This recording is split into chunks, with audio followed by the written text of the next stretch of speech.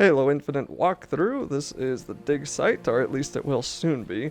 So I walked here by following the marker on the map, and as I mentioned before, I'm not really going to show most of the process of actually getting to these objectives, but you do want to try to find different weapon combinations that you're happy with. I really like the battle rifle and the pulse rifle for the campaign, and once we jump down into this cave that's below us, we're going to get a cutscene.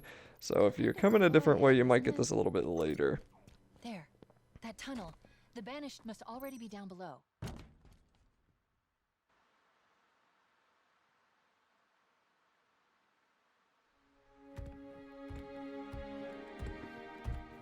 This should be impossible. Forerunner alloy is almost indestructible. What do you think they... Chief!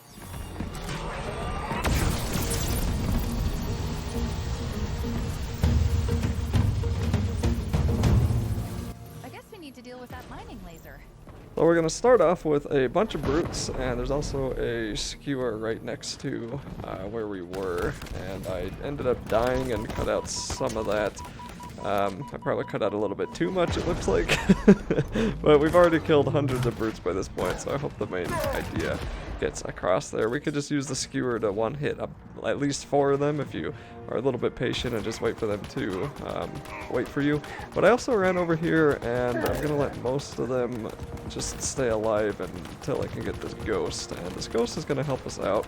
There's that guy shooting those arcing shots. I think that's the Ravager, and they are super accurate with those things on Legendary, and as you can see with the Ghost, it's a lot easier to run people over in the campaign than it is in the dang multiplayer. So that guy would have taken many more hits to die with the bullets, but he died pretty darn fast to getting boosted into with the Ghost. So this is one option to take these guys out. We can use the skewer. I just generally don't find the skewer super useful on Legendary unless we're fighting hunters, which is something we will see in a couple of videos. So the dig site is mainly a 2-part quest. Once we're here, we have to shut down that giant laser, and that's going to be part 1. And then part 2 is actually not really the dig site. I think it's called the conservatory, but I kind of consider it part 2 because we had to do the dig site to get there, if that makes sense. And that one is pretty long, actually. I think almost a little bit too long for me, but it might just be because we're on Legendary also. So we're going to pick up one of the sides of the map here, and we're just going to come up to this control tower, and there's going to be a rocket and an audio log in this corner. So the rocket is not going to be helpful for bosses because it just doesn't do enough damage, but it will be helpful for groups of enemies or elites or other brutes if you want to use it for that. And I'm not sure if I actually end up using it. Maybe I do. And we're just really going to be using the headshot advantage from this battle rifle and just trying to headshot everything to save as much ammo as we can. And you'll want to keep an eye out for things like ammo boxes always, and then we're going to come over here and activate the laser. Just give me a sec. Something's wrong. I can't shut it down. Then we destroy it. Way ahead of you. There are 2 power regulators down there. All we need to do is manually expose each regulator's cooling pylon to trigger a cascade effect. And by we, I mean you. And by trigger, I mean shoot or blow up. You get the idea.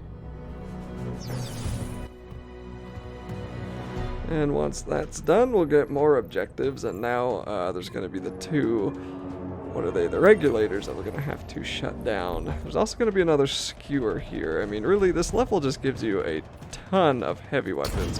And like I said before, it's probably super useful on easier difficulties, but just not so much on the harder stuff, because the enemies just take too much to die anyway. And there's just not enough ammo. Like, if one skewer takes out one enemy, which I guess is true on any difficulty, but I mean, you can't really play around with the skewer because you're going to hold on to it and then you're going to run out of ammo after 4 shots and you're going to have to switch weapons anyway. It's just not really a super useful weapon. But I am going to use it here to clear out the phantom drop, so that was pretty easy. There's also going to be vehicles around we can pick up, like the ghost we dropped off, and I don't know how that grunt died. Like, I don't know if there were Marines nearby that I freed, and Marines do follow you really far in this game. And Marines are kind of, like, I don't abuse them enough. I think you could make a lot of the open world way easier than I'm making it if you stocked up on a warthog filled with Marines before you headed out to these missions. But Marines do tend to die too, so it's not a bad idea to just do this stuff on your own. And I'm speeding this part up just because it's a little lengthy. We're gonna head on over to that regulator and raise those power couplings, or whatever they're called, and then we're gonna blow them up. But as always, anytime you do something in this game, or any shooters really, they have to send you reinforcements. So we're going to snipe the Jackal snipers, and I spend a lot of time doing this. That's why I've sped this up. And we're just going to try to make sure the Jackal snipers don't really hit us, because they do kill you really quick on Legendary. And it's just something I'm trying to be patient with. I'm trying to make sure that I'm not going to die super fast, and then we're gonna go on over and just blow up these other regulators. And then there's the other one that's kind of hidden back there. So there's another sniper up there, and there's one to the right. And you can't just let them continuously shoot your vehicle, because they will destroy it. And that's something that's a little annoying to me in Halo games, is that on Legendary, the vehicles are pretty much useless, and it's especially annoying in sections of the games where you're intended to use a vehicle. You know, if you play on normal, you can use the tank or whatever the whole way through and you make it just fine, but if you play on Legendary or even Heroic, your vehicles just die too fast and you end up fighting everybody on foot anyway. And that just bugs me. I know it's supposed to be hard, but I also just feel like there's no real reason to make vehicles that dang weak.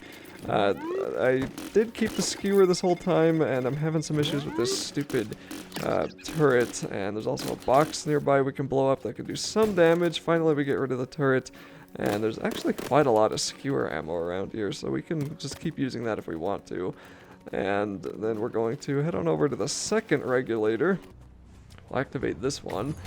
And I'm going to slow things down a little bit here just so the whole video isn't on super speed. And I threw my grapple there instead of a grenade, so the first grenade I threw was like the shock grenade, which didn't really do anything. And then I think I threw 2 of those brute sticky grenades, and that didn't destroy it either. And there we go with the random screen glitching. My goodness. Still having problems with my R's even in my old age. And the screen freezing is just a fact of life with this guide, I think. Oh, there we go, a charging brute. I don't know if we've run into these guys yet, but they are a little bit more annoying. So, in the other Halo games, they would... Oh, there are Marines. Yeah, there we go. There are Marines up on the hill, so that's... I have no idea where those guys came from. There might be a fob nearby that I captured, and they decided to come help. Anyway, let's go back to finishing my sentences. So, the charging brutes in the other Halo games would just be any brute, and once you did enough damage, they would just start charging you. In this one, it's specific brutes that seem like they were bred to be angry, and they also have helmets on them. So headshots are still best for them, but you do have to kind of take out their helmet before you can hit them in the face. And they can be a little annoying, especially later in the game. So stuff like needlers or any other one-hit weapon are super useful, and if you upgrade your grappling hook, then you can grapple into them to stun them, and that'll help a lot with killing them too. Alright, so what else was I saying before that? I think there was another thought that I didn't finish, but that's okay. We're just gonna finish off these other power coupling things, or whatever they call them, the cooling drives, and we're just gonna waste some of our skewer here. The other thing about the skewer is that it takes forever to reload, and it's a really awesome weapon. I love it in the multiplayer, I love it in the campaign, but yeah, it just takes a while to reload, so I died somewhere around there. That's what that jump was for, and I didn't quite catch the loading screen. I'm just being real lazy with my edits. The other thought I didn't finish was the screen randomly freezing, so that's just something that I think is just going to happen with Halo Infinite. My computer, as I mentioned, I think is kind of nearing its limit for modern games. I probably am going to have to consider buying a scalped graphics card, which does not make me happy, but it's either that or I probably wait 3 more years just to find one. I don't know. It's if the stupid graphics shortage ever ends, right? And it's just that this game doesn't run at a consistent FPS on ultra settings with my current hardware setup, and I can't really upgrade anything. I can't even buy like an older version of the previous generation of cards. Those are going for a ridiculous amount of money too, and it wouldn't help much anyway, I don't think. So I think with that, and then just recording it, and also since it's DirectX 12, which is like, it's just pure DirectX 12, which is somewhat cutting edge. Like DirectX 12 isn't new, but most games support other DirectXs, and I think this one's only 12. So with that just being a little wonky with NVIDIA Shadowplay sometimes, I think it's just that Every now and then the recording is going to freeze, and there's not a whole lot I can do about it, but it only seems to happen when a lot is going on, and it doesn't seem to be too frequent, so that's a good thing.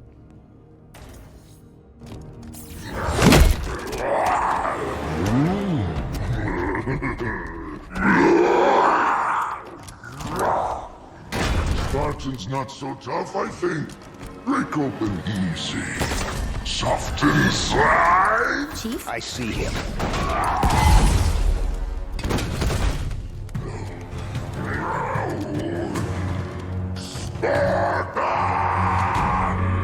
Alright, bosses. This guy took me a while. He's got a gravity hammer, he'll lunge at you, kill you in one hit, and then I got a really crappy checkpoint. So if you notice he has no shield, it's not really anything special. When you run up here kind of into the area I'm looking at, there's going to be needlers and pulse rifles. You're going to want to use the pulse rifle to take out his shields, and then use a needler to finish him off. And you're probably going to get a checkpoint in the middle of this fight, so just run around and try not to die. But you can also merry-go-round him on the center object island thing in the center of the boss room, and you can kind of jump through it, and he can't jump through it himself. So he's got a lot of ways to cheese him. I think the needler is probably just one of the more consistent ways, and it goes down pretty quick when you do it that way.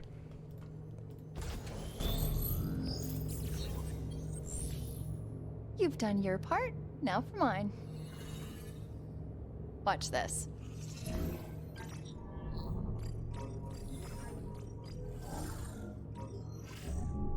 Is there a problem? Of course not.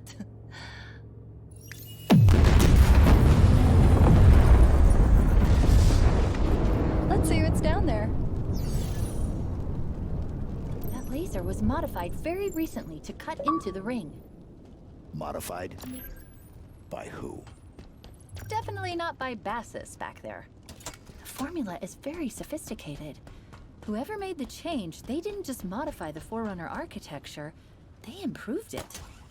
Oh, and there are a lot of banished in the conservatory. They've been down there for days. We are walking into another trap. And you left that till last?